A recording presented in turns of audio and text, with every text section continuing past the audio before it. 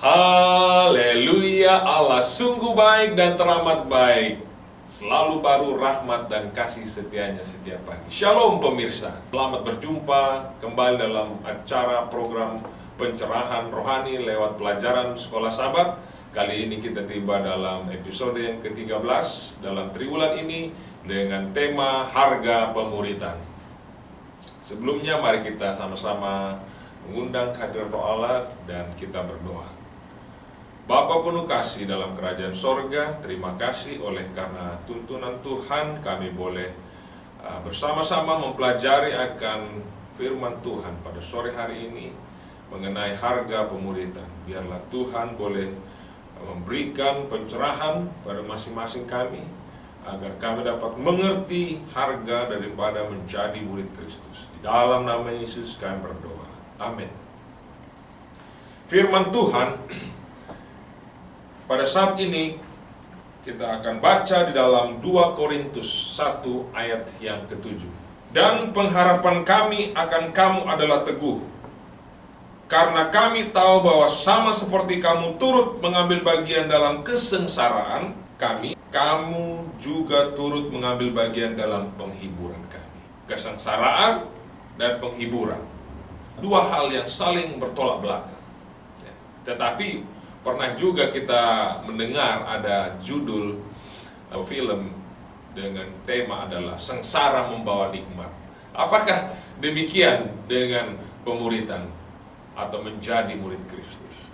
Saya melihat tokoh Yesus sebagai seorang yang memiliki karakter penuh kasih, membawa damai, membawa kebaikan, kasih sayang, ya.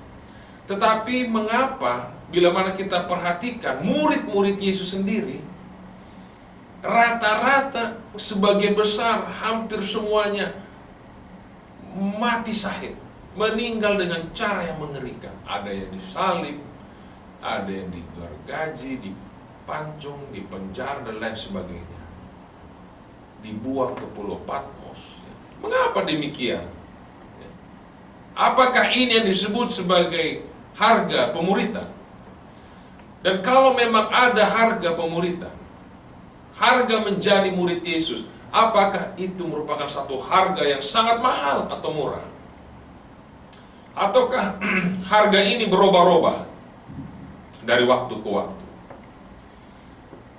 Apa sesungguhnya harga pemuritan yang harus dibayar oleh seseorang yang ingin mengikut Kristus?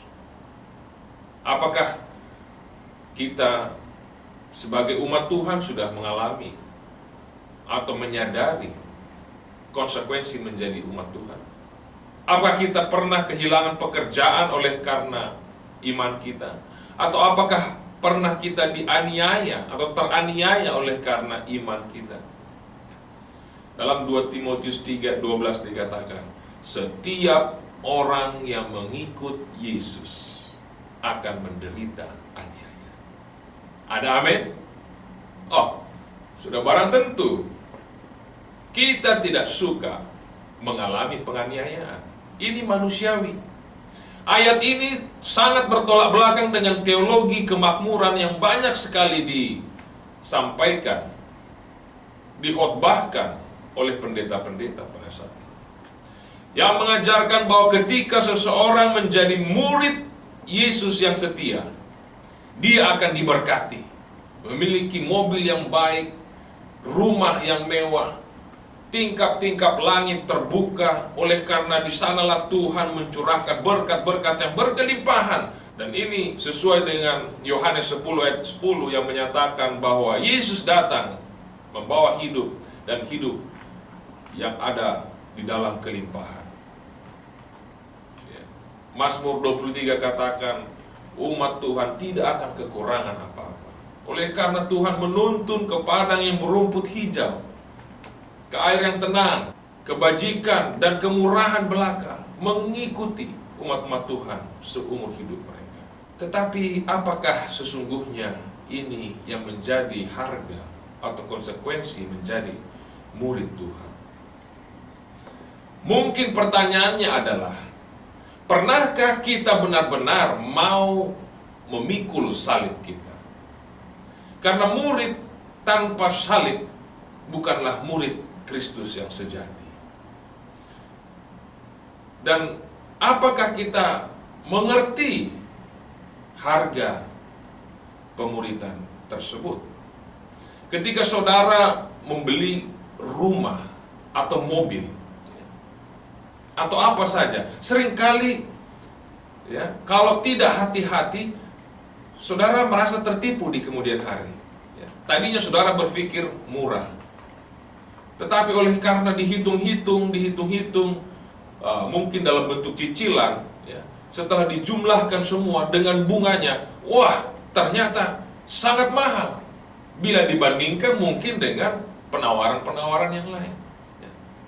Sehingga saudara mungkin menyesal, ya, kenapa saya harus mengambil rumah yang demikian, atau kenapa harus saya membeli mobil ini, kenapa tidak mobil yang di sana lebih murah, ya.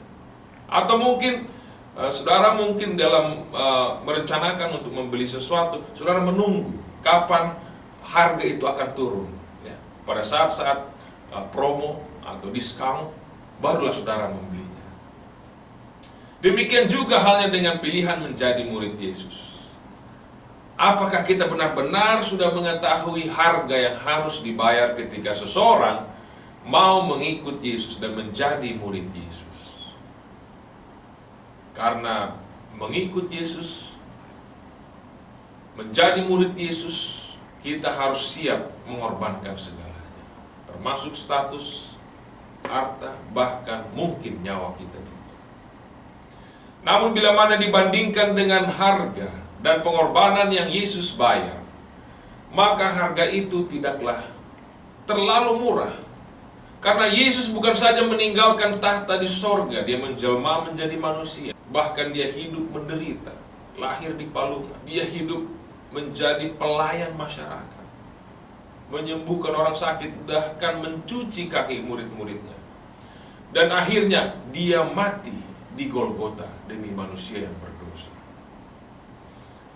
Yesus berkata, jika ada orang yang mau mengikut aku, dia harus menyangkal dirinya, mengambil salibnya dan mengikut aku. Karena Yesus sendiri telah memberikan teladan. Dia tidak lari dari jalan salib. Di dalam pemuritan yang Yesus lakukan, ada dua metode yang dia tempuh. Metode yang pertama adalah pemuritan secara korporat, secara umum. Biasanya ini disampaikan kepada orang banyak. Meskipun diperlukan, efektivitas metode ini kurang maksimal untuk mencapai hasil yang diharapkan. Contohnya lewat khotbah, lewat seminar, lewat pelatihan, care group, KPA, dan lain-lain. Ada banyak orang yang mendengarkan khotbah di atas bukit, tetapi tidak menjadi murid yang dewasa, bahkan pada akhirnya meninggalkan Yesus dan bahkan berteriak, salibkan dia, karena proses pemuritan itu berhenti di tengah jalan.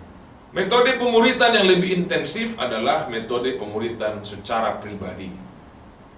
Metode ini lebih efektif karena menarik perhatian individu untuk menjadikan seseorang sebagai model di dalam kehidupannya, teladan hidupnya, dan menyangkut komitmen seseorang. Metode pemuritan yang pribadi, sifatnya pribadi, lebih dibutuhkan khususnya bagi mereka yang baru bertobat, bergabung dalam jemaat Tuhan.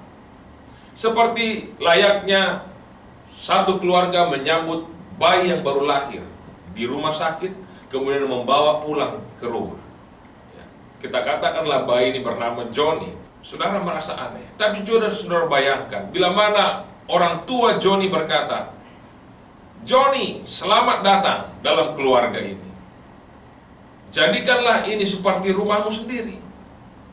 Di sana terletak handuk atau tempat handuk, di sana tempat lemari pakaian, di sana kulkas, di sana kamar mandi, dan ingat, tidak boleh menangis setelah jam 10 malam. Kalau ada pertanyaan, ada banyak di sini saudara-saudaramu yang akan membantu.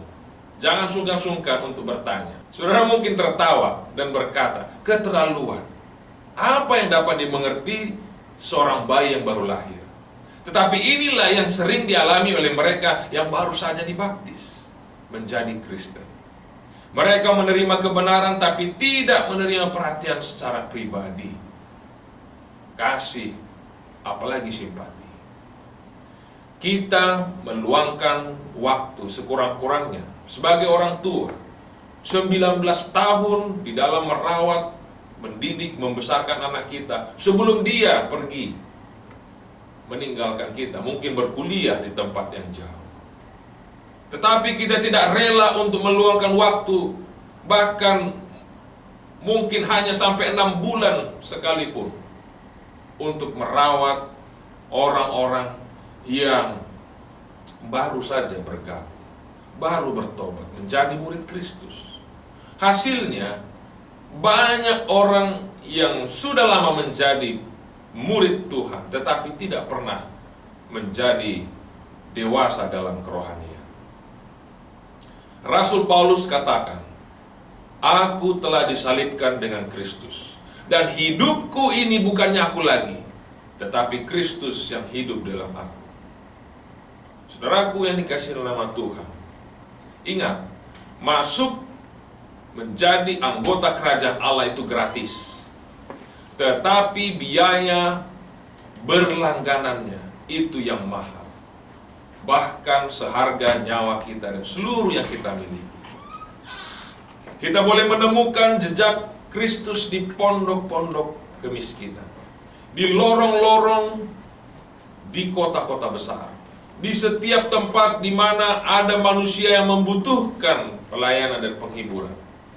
Dalam melakukan pelayanan yang Yesus lakukan saat ini, kita akan berjalan di dalam langkah-langkahnya. Saudara pemirsa, dimanapun Anda berada, kalau kita melihat mengenai iman orang kudus, komitmen kita sebagai pengikut Tuhan, apakah itu merupakan pernyataan satu kali seumur hidup, ataukah pola hidup kita setiap hari? Bukankah ini merupakan suatu hal yang secara konsisten harus disampaikan oleh umat-umat Tuhan sepanjang kehidupan mereka? Inilah sebenarnya pemuritan atau harga daripada pemuritan itu. Paulus sering mengorbankan harga dirinya dalam jemaat sendiri, jemaat yang dia layani. Ia mendapat kesulitan, tantangan oleh karena kepercayaan. Demikian juga mungkin kita yang hidup di dunia yang saat ini tidak peduli lagi akan hal-hal moral misalnya. Misalkan saja seorang yang tidak mencuri atau berdusta. Apakah orang tersebut tidak melakukannya oleh karena dia melihat ada sesuatu yang berbahaya jika dia melakukan hal itu, atau dia hanya ingin menyenangkan Allah? Ketika alasannya adalah oleh karena dia merasa Allah begitu baik dan berkewajiban untuk menyenangkan Tuhan, maka itu hanyalah merupakan prinsip berterima kasih kepada Allah. Atau bisa saja oleh karena rasa takut akan hukuman, atau bisa saja oleh karena ingin mendapatkan pahala.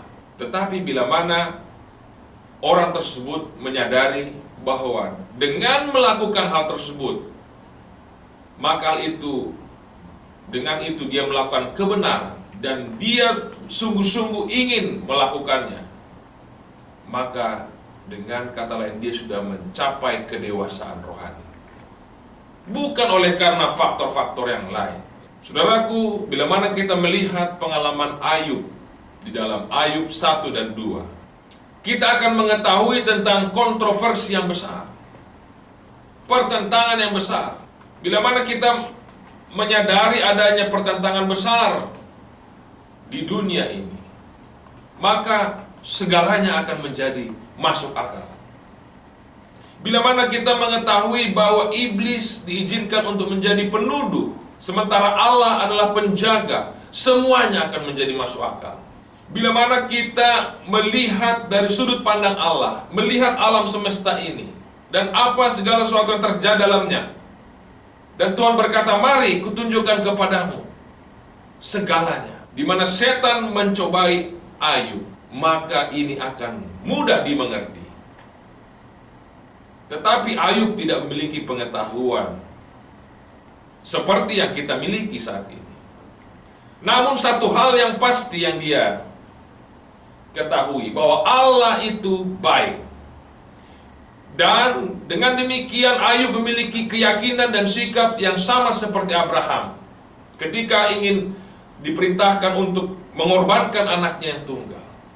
Meskipun nampaknya tidak masuk akal, tetapi dia patuh, taat, tunduk kepada perintah Allah yang maha baik itu. Inilah nilai makna dari buku pengetahuan alam semesta dari sudut pandang Allah. Bila mana kita melihat buku-buku ilmu pengetahuan yang berkembang saat ini, sains yang kita peroleh lewat mungkin internet dan lain sebagainya, dan ketika kita membandingkan informasi tersebut dengan pengetahuan Allah yang sempurna dan tak terbatas, maka semuanya itu akan menjadi sia-sia dan sangat tidak berarti. Itulah sebabnya dalam menjembatani atau untuk menjembatani ketidaksempurnaan pengetahuan kita dengan sempurnanya pengetahuan Allah, maka dibutuhkanlah iman. Iman menjadi satu tanda bahwa masih ada hubungan antara orang tersebut dengan Allah. Iman yang tidak mau mempertanyakan mengapa dan mengapa saya harus menderita atau memikul salib. Oleh karena kita tahu bahwa rancangan Tuhan adalah yang terbaik. Iman adalah ketergantungan kepada Allah. Yakin sepenuhnya bahwa Allah lebih mengetahui yang terbaik daripada saudara dan saya. Di Taman Getsemani, Kristus merasakan bahwa kesatuannya dengan Bapa seolah-olah hampir hilang. Ia takut bahwa dalam sifat manusianya ia tidak akan mampu bertahan menghadapi konflik maupun penderitaan, bahkan kuasa-kuasa kegelapan. Namun dia percaya pada kehendak Bapa Sorgawi. Setelah membuat keputusan, ia jatuh rebah ke tanah. Demikian juga Ayub. Ketika dia ditutupi dengan bisul, berada di atas tumpukan abu dan kotoran, sakit yang luar biasa, dia memuji Tuhan. Dapatkah Anda bayang? Dan mungkin masih banyak lagi umat-umat Tuhan yang teraniaya, terpenjara, dikucilkan, menderita, namun tidak sempat memberi kesaksiannya seperti Ayub. Justru dalam kesengsaraan dan penderitaan, sifat-sifat Kristus direproduksi, dimatangkan dalam hidup seseorang. Ujian akan menghasilkan ketekunan dan kematangan, pemberian atau karunia sorga yang terbesar. Kehormatan tertinggi yang sorga dapat berikan kepada umat manusia adalah persekutuan di dalam penderitaan Kristus. Apa yang Anda lakukan menghadapi saat-saat sulit? Meskipun Yesus begitu terpukul oleh pengalaman yang mengerikan, di mana Bapaknya nampaknya diam, tidak berkomunikasi ketika ada di Taman Getsemani ataupun di kayu palu. Dia berseru dalam penderitaannya, Allahku. Yesus berseru, Eloi, Eloi, lama sabachthani. Allahku, Allahku, mengapa engkau meninggalkan aku? Tetapi dia berseru, ya Tuhan, ke dalam tangan-Mu lah kuserahkan nyawa. Di dalam pergumulan di Getsemani dia berseru, jadilah kehendak-Mu, bukan kehendak-Ku yang jadi. Inilah suatu kematangan atau kesempurnaan daripada Yesus. Kedewasaan iman Yesus dalam melihat seluruh pertentangan alam semesta. Demikian juga Ayub percaya kepada Allah meskipun dia mengalami musibah yang luar biasa. Coba saudara bayangkan, anak-anaknya meninggal dunia, hartanya habis seketika, dan dia kehilangan kesehatan, menderita penyakit yang menyiksa. Sahabat-sahabatnya meninggalkan dia, tetapi dia tetap memuji Tuhan. Inilah kesempurnaan murid Yesus. Bukan karena kita mematuhi aturan-aturan yang mungkin banyaknya ribuan di dalam mencapai kesempurnaan, tetapi justru pada saat kita menderita dan mengalami problema, di sanalah iman kita bertumbuh. Dalam pertemuan terakhir dengan murid-muridnya, keinginan terbesar Yesus adalah supaya mereka mengasihi satu dengan yang lain. Inilah hal yang kuperintahkan kepadamu, Yesus berkata, supaya kamu mengasihi satu sama lain. Aku memberikan perintah baru kepadamu, bahwa hendaknya kamu saling mengasihi satu sama lain. Sama seperti aku telah mengasihi kamu, kamu juga harus mengasihi satu sama lain. Bagi murid-murid Yesus, perintah ini adalah perintah baru, karena mereka tidak menyukai satu sama lain. Mereka bersaing, berkompetisi satu sama lain, siapa yang terbesar. Bahkan mereka tidak siap untuk melayani satu sama lain. Yesus memerintahkan murid-muridnya untuk mengasihi satu sama lain. Dan perintah ini lebih jelas terlihat dengan terang yang baru setelah Yesus mati di kayu salib, sehingga penyangkalan dan pengorbanan diri yang disampaikan Yesus nampak dengan sempurna. Setiap jam dalam kehidupan Yesus, kasih Allah mengalir bagaikan sungai yang tak tertahankan. Dan setiap orang yang dipenuhi dengan rohnya juga akan mengasihi sama seperti dia mengasihi. Kasih adalah bukti pemuritan. Semua orang akan tahu bahwa kamu adalah murid-muridku, kata Yesus, jika kamu saling mengasihi. Ketika umat Tuhan erat bersatu, bukan oleh karena ada unsur kepentingan politik ataupun faktor-faktor lain. Ini menunjukkan suatu pengaruh yang luar biasa, melebihi pengaruh apapun di atas dunia ini. Itu menunjukkan bahwa gambar dan citra Allah sedang dipulihkan dalam diri manusia. Hal ini menunjukkan bahwa ada kekuatan ilahi yang menekan dorongan keinginan jahat, yaitu keegoisan yang melekat di dalam hati manusia. Cinta kasih yang murni yang diwujudkan dalam jemaat pasti membangkitkan murka iblis. Namun Yesus berkata, jika seluruh dunia membenci kamu, kamu harus tahu bahwa ia telah membenci saya. Dunia telah membenci saya terlebih dahulu. Jika engkau merupakan bagian dari dunia, dunia akan senang menerimanya. Tetapi karena kamu bukan berasal dari dunia, tetapi oleh karena saya memilih engkau dari dunia ini, oleh karena itulah dunia membenci kamu.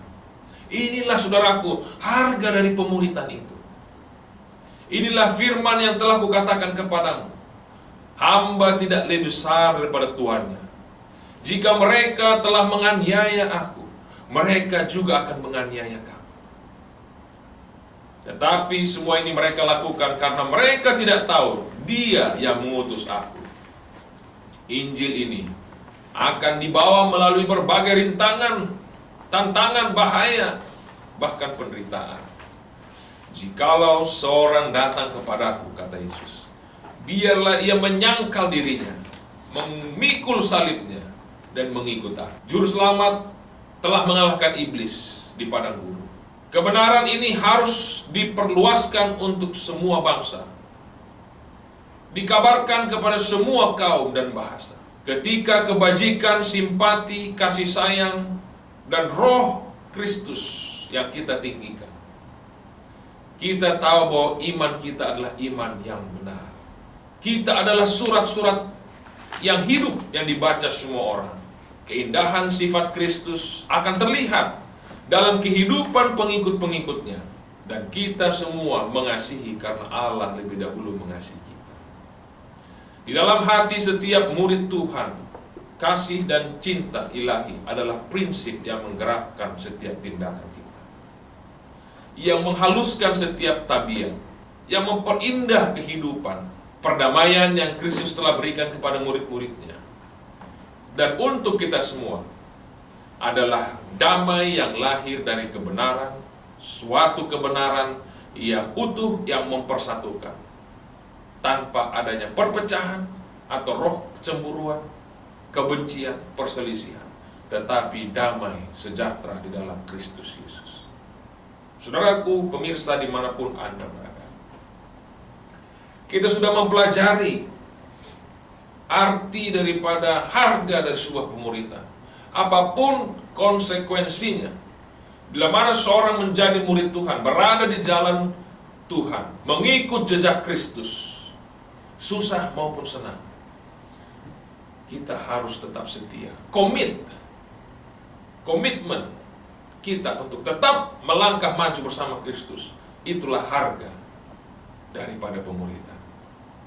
Yesus berkata, jikalau seorang ingin mengikut aku, hendaklah ia menyangkal dirinya, memikul salibnya, dan mengikut aku. Semoga masing-masing kita boleh dikuatkan melalui firman Tuhan ini untuk dapat menjadi murid-murid Tuhan yang setia, siap membayar harga pemuritan hingga Maranatha, Tuhan datang menjemput kita. Shalom, Tuhan memberkati.